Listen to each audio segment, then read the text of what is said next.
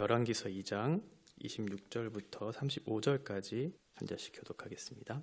왕이 제사장 아비아달에게 이르되 내 고향 아나돗으로 가라. 너는 마땅히 죽을 자유로되 내가 내 아버지 다윗 왕의 앞에서 주 여호와의 궤를 메었고 또 내 아버지가 모든 환난을 받을 때에 너도 환난을 받았은즉 내가 오늘 너를 죽이지 아니하노라 하고 아비아달을 쫓아내어 여호와의 제사장 직분을 파면하니 여호와께서 실로에서 엘리의 집에 대하여 하신 말씀을 응하게 함이더라. 그 소문이 요압에게 들림에 그가 여호와의 장막으로 도망하여 제단불을 잡으니 이는 그가 다윗을 떠나 압살롬을 따르지 아니하였으나 아도니아를 따랐음이더라. 어떤 사람이 솔로몬 왕에게 아뢰되 요압이 여호와의 장막으로 도망하여 제단 곁에 있나이다. 솔로몬이 여호야다의 아들 브나야를 보내며 이르되 너는 가서 그를 치라. 브나야가 여호와의 장막에 이르러 그에게 이르되 왕께서 나오라 하시느니라. 그가 대답하되 아니라 내가 여기서 죽겠노라. 브나야가 돌아가서 왕께 아뢰어 이르되 요압이 이리 내게 대답하더이다. 왕이 이르되 그의 말과 같이 하여 그를 죽여 묻으라. 요압이 까닭 없이 흘린 피를 나와 내 아버지의 집에서 내가 제하리라.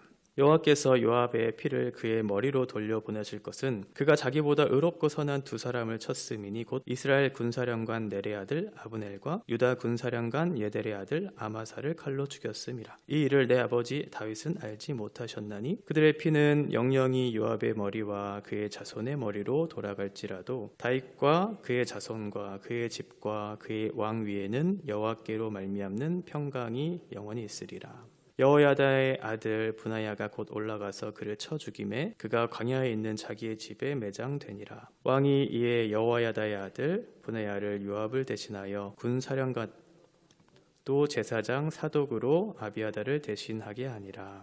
아멘. 솔로몬 왕권이 견고해지는 과정들이 이제 그려지고 있습니다. 오늘은 두 사람이 언급되고 있는데요. 한 명은 아비아달, 한 명은 요압입니다. 아도니아의 반역에 반역했기 때문에 이 사람들에 대한 징계와 심판이 이루어지고 있는 그런 장면인데 하나님 앞에 어떠한 사람이 심판을 받고 어떠한 사람이 징계를 당하는가, 이 부분들을 우리가 살펴볼 필요가 있고, 또 하나는 이것이 오늘날 우리들에게 어떤 의미를 담고 있는가 적용해 볼 필요가 있겠죠. 오늘 먼저 아비아달에 대해서 먼저 살펴보겠습니다. 아비아달은 징계를 받는데 아나돗으로 추방이 돼요. 사실은 아도니아의 반역에 반역한 죄에 대해서 동참했기 때문에 이것은 죽어야 되는 그런 죄인데도 불구하고 그냥 제사장직이 파직을 당하고 아나돗으로 쫓겨가는 그런 징계를 받게 되죠. 이것은 이유가 있는데 다윗이 사울을 피해서 도망 다닐 때 이제 놉이라고 하는 그런 땅에 이제 머물렀을 때 놉의 제사장이었던 아히멜렉이라고 하는 사람이 있었어요. 그 아히멜렉이 다윗을 돕는 떡을 주기도 하고 칼을 쥐어서 다윗에게 도움을 주었던 그런 내용이 있었는데 그 사실을 이제 사울이 이제 보고 놉에 있는 제사장 85명을 다 죽이는 사건이 일어나죠. 그리고 그 지역에 있었던 모든 사람들을 진멸하는 그런 결과가 일어나요. 그때 한 사람이 살아남았던 그 사람이 바로 아비아달이에요. 그러니까 아비아달은 다윗과 같은 어떤 처지에 있었던 사람이죠. 다윗이 도망자의 신세에 있었을 때 누구도 의지하지 못했을 그때에 놉에 있었던 제사장 아히멜렉, 아비아달의 아버지죠. 도움을 받았던. 그런데 아비아달은 자기 아버지도 잃어버리고 고향에 있는 모든 사람들이 죽어가는 상황 속에서 도망자의 신세가 되었던 거죠. 그러니까 다윗과 지금 아비아달은 같은 처지에 있었던, 그래서 다윗의 편에 서서 다윗과 함께 동고동락하면서 다윗이 어려울 때, 다윗이 힘들 때, 압살롬이 반역할 때, 사울에게 쫓겨갈 때, 그때에도 함께 동고동락하면서 충신의 역할을 했었던 사람이 바로 아비아달이에요. 오늘 본문에 보면 언약궤를 메었다라고 하는 표현도 나오고 에봇을 가지고 다니면서 사울에게 쫓겨가는 과정 속에서도 하나님의 말씀을 다윗에게 이제 계속해서 말씀해 주면서 다윗이 올바른 길로 걸어갈 수 있도록 해줬던, 좋은 역할을 해줬던 사람이 바로 아비아달인데, 그런 아비아달이 아도니아의 반역에 가담하는 그런 사건이 일어나죠. 이거는 단순히 왕권에 대한 도전이 아니에요. 하나님의 말씀에 대한 반역을 지금 얘기하고 있는 거거든요. 역대상 22장 9절과 10절에 보면 보라, 한 아들이 내게서 나리니 그는 온순한 사람이라. 내가 그로 주변 모든 대적에게서 평온을 얻게 하리라. 그의 이름을 솔로몬이라 하리니 이는 내가 그의 생전에 평안과 안일함을 이스라엘에게 줄 것임이라. 그가 내 이름을 위하여 성전을 건축할지라. 그는 내 아들이 되고 나는 그의 아버지가 되어 그 나라 왕위를 이스라엘 위에 굳게 세워 영원까지 이르게 하리라 하셨나니. 솔로몬이 다윗의 후계자가 될 것에 대한 예언의 말씀이죠. 솔로몬이 성전을 지을 것이고 그리고 솔로몬으로 이어지는 왕위가 영원히 견고할 것이라고. 그러니까 하나님께서 주신 약속의 말씀, 이 사실을 이스라엘 백성들이 모두 다 알았을 거예요. 그래서 아도니아가 반역을 꾀할 때 솔로몬과 그의 세력들을 배제한 채 초청하잖아요. 왕위를 세워갈 때. 그러니까 이 사실을 알았던, 그럼에도 불구하고 아도니아의 반역에 동참했던, 그러니까 아도니아의 이 죄는 하나님 앞에 대적했던 일이고 아비아달의 죄는 그 죄에 대해서 동참하는 사건. 그러니까 이것은 작은 죄가 아니었던 거죠. 이것이 아비아달의 큰 죄악이었는데 이것은 말씀의 성취였다 이렇게 얘기해요. 그러니까 솔로몬이 개인적으로 아비아달을 징계해서 쫓아낸 것이 아니라 이것은 성경에서 약속하고 있는 그런 말씀이다. 27절에 보면 아비아달을 쫓아내어 여호와의 제사장 직분을 파면하니 여호와께서 실로에서 엘리의 집에 대하여 하신 말씀을 응하게 함이더라. 그러니까 이런 일이 일어난 배경이 있었다는 거예요. 실로의 제사장이었던 엘리, 또 엘리의 자식들, 이 사람들이 했던 죄악의 결과 아비아달이 쫓겨나는 그런 결과가 맺게 되었다라고 하는 거죠. 엘리는 예배를 가증히 여겼던 사람이죠. 그리고 백성들의 그런 돈을 착취해서 자기의 배를 불렸던 사람이죠. 엘리의 자식들 홈리와 비느하스는 성전에 있는 여인들과 간음했던 사람들이에요. 그러니까 제사장으로서의 역할을 감당해야 되는, 예배를 인도하고 백성들을 바르게 가르치고 그들을 목양해야 되는 이 사명을 제대로 감당하지 못한 엘리와 엘리 집안의 그런 죄악들을 이제 고발하면서 그 사실이 결국은 이런 아비아달을 추방하는 결과까지 맺게 되었다라는 것은 이제 말씀이에요. 그래서 사무엘상 2장 27절과 36절에 보면 엘리와 엘리 집안에 대한 저주에 대한 말씀이 이제 기록되어지는데 29절에 보면 너희는 어찌하여 내가 내 처소에서 명령한 내 재물과 예물을 밟으며 내 아들들을 나보다 더 중히 여겨 내 백성 이스라엘이 드리는 가장 좋은 곳으로 너희들을 살찌게 하느냐. 백성들이 드린 예물을 가지고 자신들의 배를 불리는 그런 일들을 했던 거예요. 엘리와 엘리의 집안들이. 또 하나는 31절에 보면 보라 내가 내 팔과 내 조상의 집 딸을 끊어 내 집에 노인이 하나도 없게 하는 날이 이를지라. 그러니까 엘리의 죄는 거기서 그치는 것이 아니라 후손들에게까지 영향을 미쳐서 이제 제사장 직분을 감당하지 못할 것이다. 너희의 집안에 노인이 없을 것이다. 자손이 끊기겠다라고 하는 그런 말씀을 주시죠. 34절에 보면 내 두 아들 홈리와 비느하스가 한 날에 죽으리니 그 둘이 당할 그 일이 내게 표징이 되리라. 홈리와 비느하스가 죽게 되는 것이 하나의 표징이 되고 계속해서 끊어질 것이다. 35절 내가 나를 위하여 충실한 제사장을 일으키리니 그 사람은 내 마음 내 뜻대로 행할 것이리니 내가 그를 위하여 견고한 집을 세우리니 그가 나의 기름 부음을 받은 자 앞에서 영구히 행하리라. 그러니까 지금 엘리 집안이 끊기겠다는 것은 엘리로 이어지는 제사장직이 이제 끊기겠다는 것이고 새로운 제사장을 세우겠다라고 하는 하나님의 약속의 말씀이 이제 기록되어 있는 거죠. 이스라엘 제사장은 아론의 후손으로 이제 제사장들이 세워져 가죠. 나답과 아비후, 엘르아살과 이다말이라고 하는 네 아들들이 있었는데 나답과 아비후는 다른 불을 들여서 결국은 죽음을 당하게 되죠. 이제 남은 두 아들이 있어요. 엘르아살과 이다말이에요. 그러면 엘르아살과 이다말이라고 하는 그 두 아들, 이제 후손들이 그 제사장 역할들을 계속 감당해야 되잖아요. 그런데 오늘 이 엘리에 대한 예언의 말씀, 엘리와 아비아달이 이다말 계열의 사람들이었거든요. 그러니까 이다말 계열의 사람들의 제사장들이 이제 끊기겠다는 거예요. 그리고 새로운 제사장들이 세워서 나를 위해서 나를 기뻐하는 그런 제사장들을 하나님께서 세우시겠다고 지금 말씀해 주셨잖아요. 그러니까 엘르아살의 계열을 통해서 새로운 제사장들이 세워질 것이다 라고 지금 말씀하고 있는 거예요. 그 약속을 이제 엘르아살이 받죠. 민수기 25장에 보면 11절과 13절에 보면 제사장 아론의 손자 엘르아살의 아들 비느하스가 내 질투심으로 질투하여 이스라엘 자손 중에서 내 노를 돌이켜서 내 질투심으로 그들을 소멸하지 않게 하였도다. 이스라엘이 바알볼의 우상을 섬기면서 이제 하나님의 진노를 당하는 그런 사건을 배경으로 하는데 그때 이스라엘 진영에 연병이 일어나요. 그런 위기의 상황 속에서 이스라엘 한 사람 시므리라고 하는 사람과 미디안 여인 고스비라고 하는 사람이 그 진영 안에서 동침을 해요. 허락되지 않은 그런 성관계를 맺으면서 하나님의 진노가 멈추지 않았죠. 그때 이 엘르아살의 아들이었던 비느하스가 그 두 사람을 죽이게 되죠. 그러면서 하나님의 진노가 끊어져요. 그러니까 비느하스는 하나님의 나라가 거룩해지는 것을 방해하는 요소들을 제거한 거예요. 그 사실을 통해서 하나님이 그 비느하스를 기뻐하시고 당신의 진노를 그치는 일들이 일어나요. 그러면서 주신 말씀이 뭐냐면 그러므로 말하라. 내가 그에게 내 평화의 언약을 주리니 그와 그의 후손에게 영원한 제사장 직분의 언약이라. 그가 그의 하나님을 위하여 질투하여 이스라엘 자손을 속죄하였음이니라. 평화의 언약을 주시는데 그와 그의 후손에게 영원한 제사장의 직분을 주신 거죠. 그러니까 이다말 계열의 제사장들을 하나님께서 이제 죽이시고 이제 더 이상 노인이 없을 것이라고 그 자손으로부터 나오는 제사장들을 끊으시고 새로운 언약을 주셨는데 엘르아살의 계열에서 나오는 제사장들을 통해서 이제 하나님의 일들을 하시겠다라고 이제 말씀하시는 거죠. 그 사건, 그 예언의 말씀이 성취되고 있는 것이 바로 오늘 아비아달이 추방되어지고 있는 그런 배경입니다. 그러니까 아비아달이 지금 쫓겨난 것은 개인적인 실수도 분명히 있어요.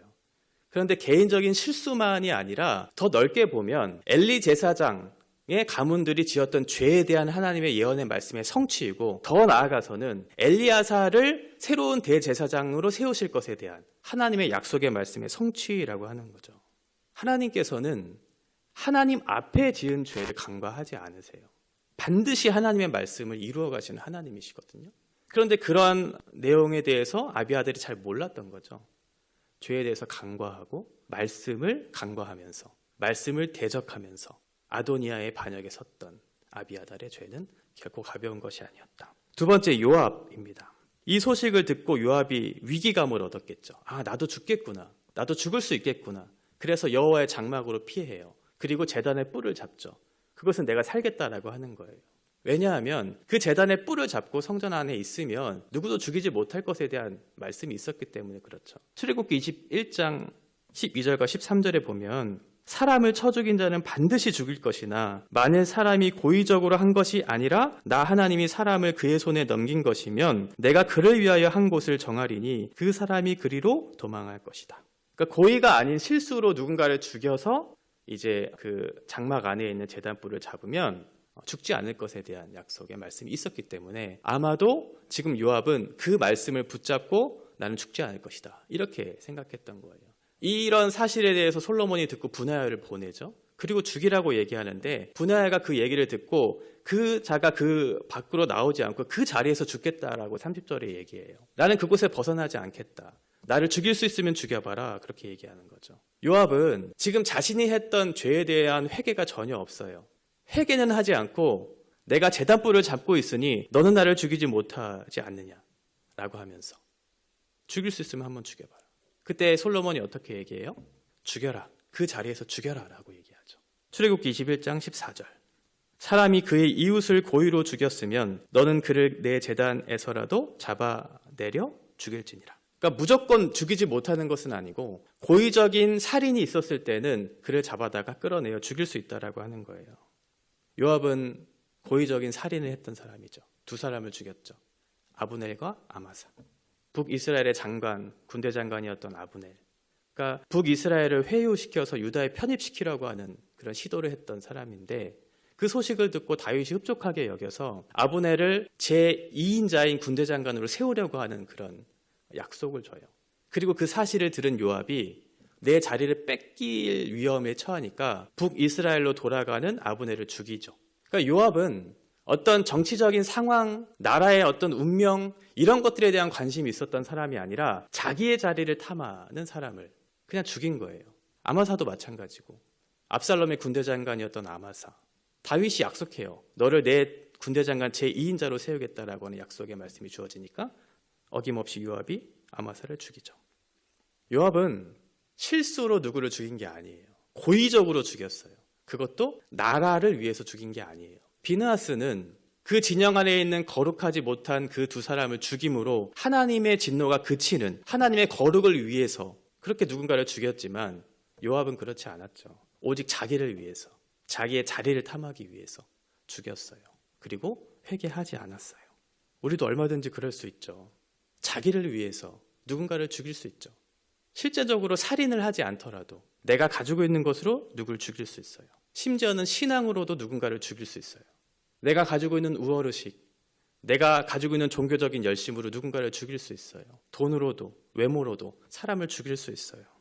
그 죽이는 이유는 결국 자기를 위한 거예요. 그 사람을 죽여서 내가 그 사람보다 더 나은 사람이 되어서 자기를 정당화하려고, 자기를 확인하려고 하는 그런 일들이 얼마든지 우리 안에 있을 수 있다는 거죠. 아비아달과 요압은 다윗과 함께 하나님 나라에 충성된 사람이었어요. 하나님의 나라를 위해서 열심히 일했던 그런 사람이었는데 끝이 좋지가 않았어요.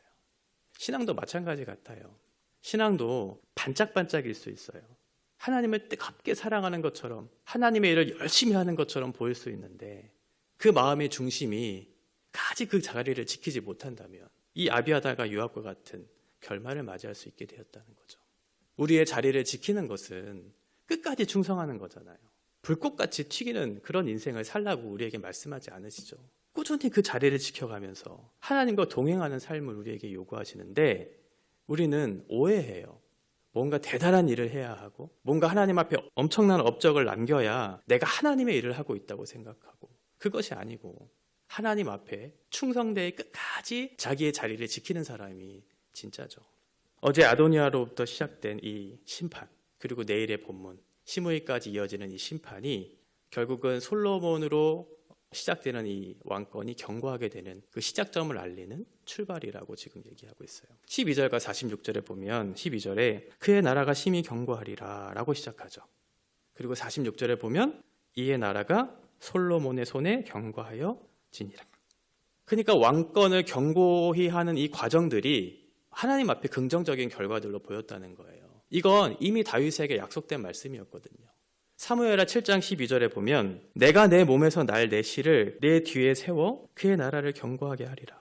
하나님께서는 당신의 나라를 경고하게 하실 것에 대한 약속의 말씀을 주셨고 그 나라를 경고하게 하기 위한 그런 과정들을 어떻게 하셨냐면 악한 세력들을 심판하심으로, 그들을 진멸하심으로 당신의 나라를 경고히 세우는 것들을 보게 돼요. 우리 안에 이러한 모습들은 없을까? 하나님께서 당신의 나라를 세워가기 위한 그런 충성된 자들을 찾고 계시는데 우리 안에 있는 죄와 하나님에 대한 말씀에 대한 반역과 자기를 위해서 살기 위한 그런 목적으로 당신의 나라를 회방하는 그런 일들은 없는가? 나는 하나님 앞에 걸림돌인가? 나는 하나님을 위한 디딤돌인가? 우리의 삶을 살펴봐야 되겠죠. 아비아달과 요압의 모습이 그냥 단순히 역사적인 사건으로 끝나는 것이 아니라 오늘날을 살고 있는 우리들에게 이 거룩한 하나님의 나라를 세워가는 우리들의 소명과 잘 적용해 본다면 나는 하나님 앞에 걸림돌인지 하나님의 나라를 이루어가는 디딤돌의 역할을 하고 있는지를 잘 살펴봐야 되겠죠. 기도하겠습니다. 하나님 아버지, 하나님께서는 당신의 나라를 세워가기 위해, 그 견고한 나라를 세워가기 위해 그 죄를 간과하지 않으시고 반드시 심판하시며 말씀을 성취해 가시는 하나님이심을 우리는 보게 됩니다. 하나님, 우리 안에 있는 죄를 우리가 간과히 여기면서 하나님의 말씀을 간과히 여기면서 하나님의 나라를 세워가기 위한 디딤돌의 역할이 아닌 걸림돌의 역할을 하고 있지는 않는가? 우리의 삶을 돌아보기를 원합니다. 끝까지 충성하는 것이 하나님의 앞에 기쁜 삶을 살아드리는 것인데 때로는 우리의 연약함과 우리의 불순종으로 인해서 하나님을 기쁘시게 하지 못하는, 하나님 앞에 반역하고 하나님을 대적하는 그런 우리들의 모습들이 있지는 않는가? 다시 한번 돌아볼 수 있도록 오늘 하루 말씀 앞에 우리들을 세워주시기를 원합니다. 불꽃같이 튀는 인생이 아니라 잠잠하지만 끝까지 충성되이 주님의 나라와 주님을 위해 살아가는 거룩한 성도로서의 삶을 살아갈 수 있도록 우리 하루를 지켜주시고 우리의 남은 평생에 하나님과 동행할 수 있는 은혜를 저희 가운데 허락하여 주옵소서. 예수님의 이름으로 기도합니다.